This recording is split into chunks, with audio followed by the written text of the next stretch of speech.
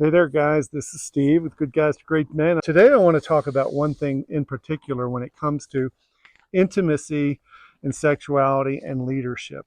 One thing that we know is that when we work with guys who are complaining they're not getting enough affection, they're not getting enough attention, they're not having enough intimacy and touch. We know they normally think intimacy means sex. The actual sexual intercourse is the only intimacy that they know. And there's also emotional intimacy and connection, there's intellectual intimacy and connection, there's spiritual intimacy and connection. When it comes to a horse, they mostly sense your spirit. They mostly know whether or not you know what you're doing. Or if you don't, then they have to know what they're doing. It's said that if you don't know how to lead, the horse will leave no doubt. They'll take over for you. When a guy says that I'm not getting enough attention, I'm not getting enough affection, I didn't even get a kiss this morning before she left. And we always ask, well, did you give her a kiss? And he'll say, what do you mean? You could think in terms of not getting what you want, but you can also think of terms of your responsibility to give affection. If I want to give this horse affection, I need to be the initiator. If I want to give the camera girl a hug, I just say, hey, come here. I'm going to hug you. And I kiss her. I give her a kiss. I don't go to get a kiss. I give a kiss. And the difference, the spiritual difference in that is leadership. Whether or not you're sitting butt hurt and brooding over the fact that you don't feel like there's reciprocation or she never initiates anything, and you sit with almost an adolescent energy, and I don't use that word to shame anyone because I know the feeling very well of feeling young, like a 17-year-old who's nervous and scared about initiating connection.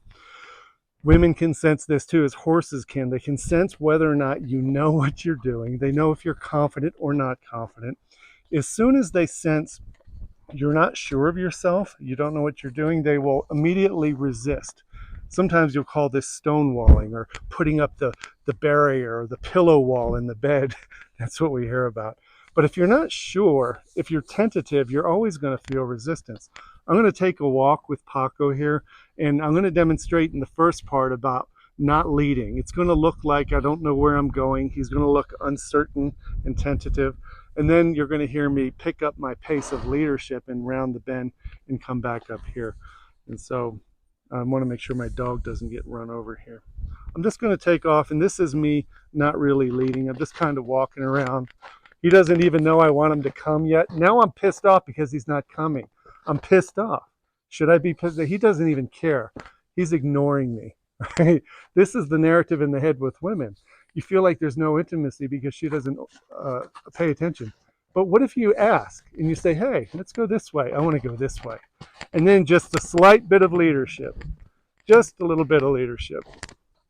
I'm going to stop leading for a second.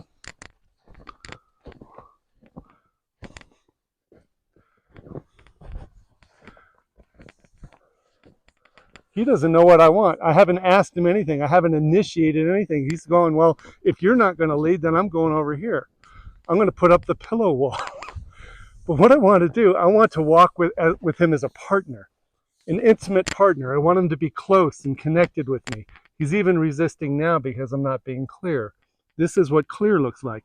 Hey, buddy, let's go this way. One thing we notice at the ranch retreat is sometimes guys don't walk with authority. They walk only if the horse is walking. They'll only go a certain direction if the horse is already going that direction. Slippery out here. But I'm going to come up here. I already know I'm going to wind up at the barn. I'm going to turn around 180 degrees. I'm going to stop and face the camera. I have a plan. And he knows that I have a plan. There wasn't anything real sexy about that, but the whole point is that if you're tentative, scared, uncertain, unsure of yourself, as opposed to being confident and deliberate, you probably won't get any of the intimacy you imagine you want to have. Remember, giving is better than getting. Thanks a lot.